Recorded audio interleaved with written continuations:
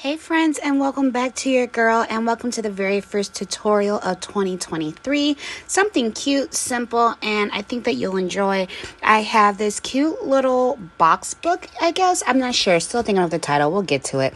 But this measures to be 4 by 6. It has a little storage box in the center of the book.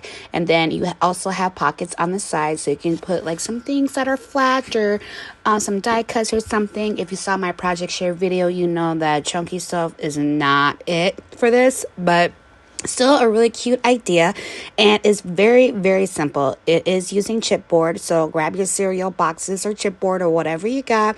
Grab your favorite paper collection, your cardstock, all that fun jazz along with your embellishments, and let's go ahead and make this.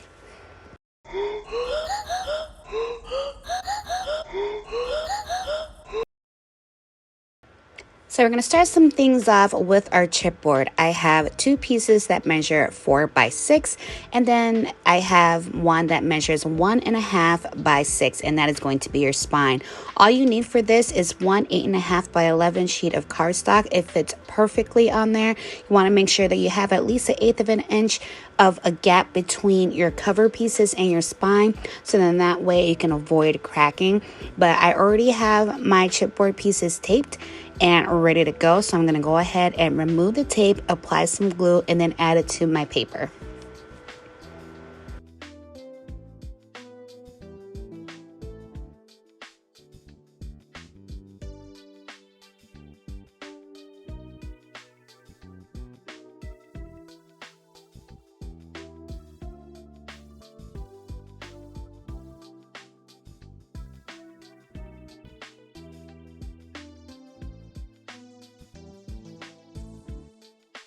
So once I have that adhered, I'm going to prep my sides by folding it all over on all 4 sides. And then I'm going to snip away those 4 corners, making sure you don't go too far. Otherwise, you're going to expose that chipboard, but you can always cover it up later. But you see me do this before, but if you are new to the paper crafting world, or you just haven't seen me do it, all you do is just take your scissors, snip off of those corners. Again, try not to go too close to the chipboard, and we are going to go ahead and apply it to the chipboard. Now, I'm going to remove this excess off on this bottom portion here. It doesn't really matter. I just didn't want too much to be playing around with. So you can leave it on there. You don't, to each their own. So I'm going to go ahead and take my double-sided tape or your score tape. I'm going to apply it to my chipboard. And then I'm going to use glue on my actual cardstock portion and then apply that down to the chipboard.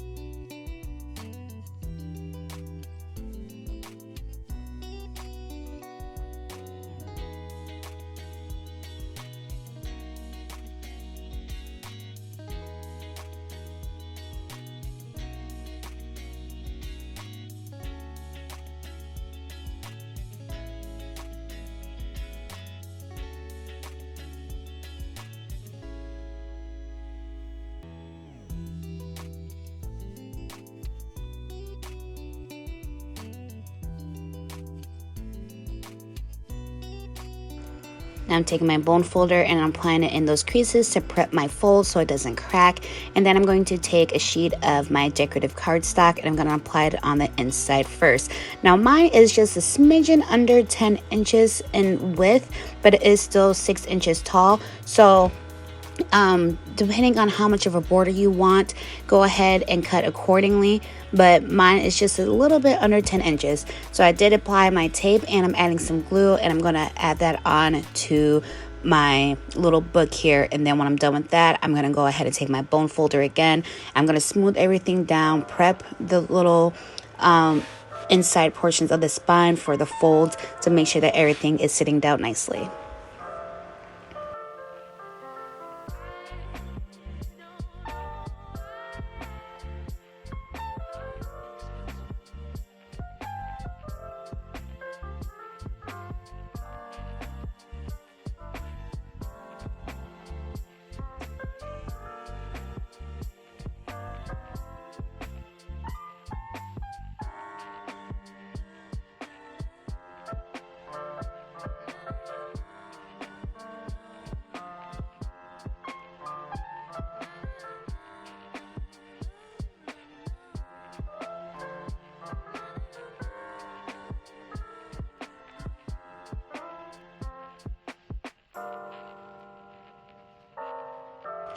Now I'm going to go ahead and flip her over, and I'm going to grab me some ribbon, and I am going to add my closure piece. Now you can do this however you want. You can do ribbon, you can create a belly band, it really all depends on what you're putting on the inside. I knew what I was putting on the inside, and I knew a belly band was not going to work for me, but again, my thing turned out to be a whole heck of a lot chunkier than I truly expected it to be.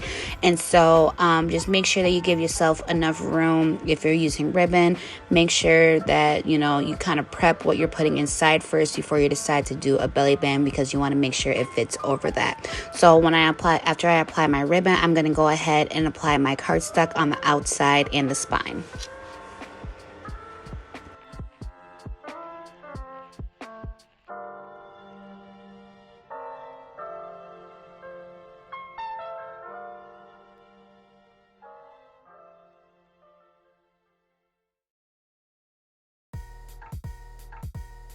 So now we're going to work on the box that goes on the inside, and this measures out to be 6 3/4 by 7 1/2.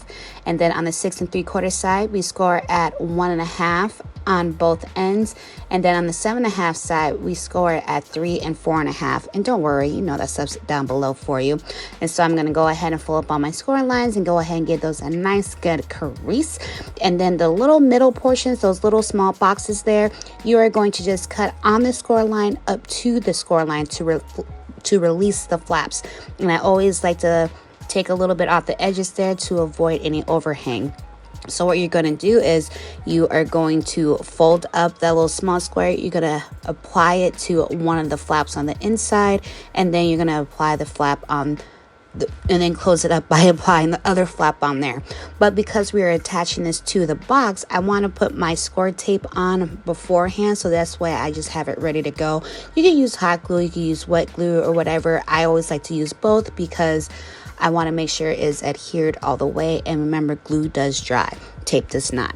So I'm going to go ahead and fold up my flap. I'm using hot glue for this, and I'm folding up the one flap first on both sides, and then I'm going to go ahead and fold over the other ones. Now I do suggest that you go ahead and mat your box before applying it to your booklet, or mat it before you even put this stuff together. But again, to each their own.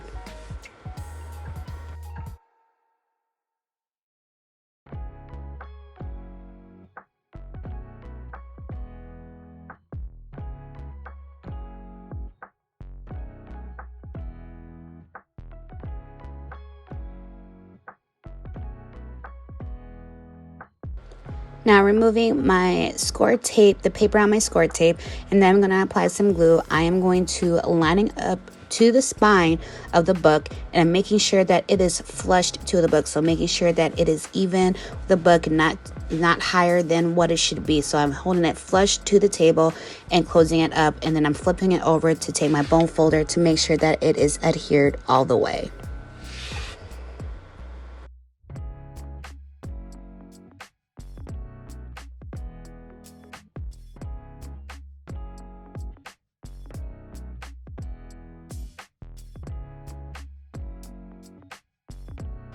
Now we're going to do some pockets. This is completely optional. You can do both pockets, you can do no pockets, you can do one pocket, whatever makes you happy. But this measures 9 by 4 1/2, and you're going to score it at 1/2 inch, 1 inch, and 1 1/2 inch on 3 sides. So both on your longer sides and then one on your short side. Both on your short side, one on your longer side. And then those 9 little tiny squares you have in those corners, you're going to snip those away. You guys know I always miter mine, and so I don't have any overhang, so I'm just doing that to all the sides there. So when you have that all cut, we're going to go ahead and fold in and then back towards you, and then we're going to fold in again, and we're going to do that to all 3 of the sides, and we're going to do that to both of the pockets. Once we have that completed, I'm going to add some of my ATG tape on there as well as glue, and then we're going to go ahead and apply it to our book.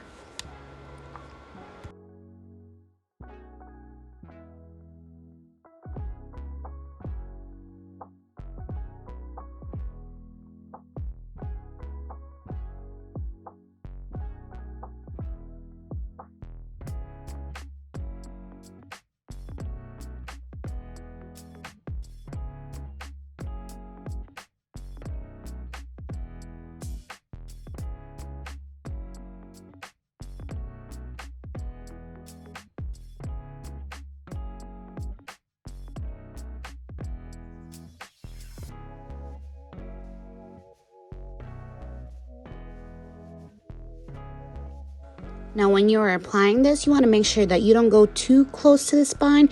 You want to give it about maybe a half an inch from the spine. Of course, you don't want it to go all the way to the edge of the book either, but roughly about a quarter. Yeah, we'll say a quarter. Quarter sounds a lot better than a half. So we're going to say about a quarter inch from the spine. You don't want it to go all the way to the spine, or to the score line, sorry. About a quarter inch from the score line. And you're going to do that on both sides if you are making 2 pockets.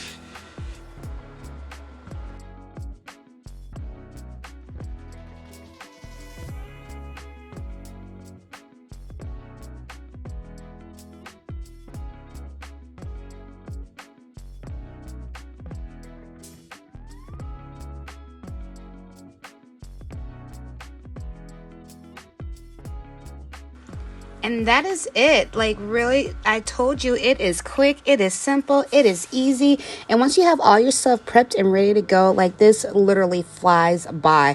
You can make quite a few of these, and it's so fun, and you just decorate it up and make it your own. So thanks so much for joining in, guys. Until next time, bye.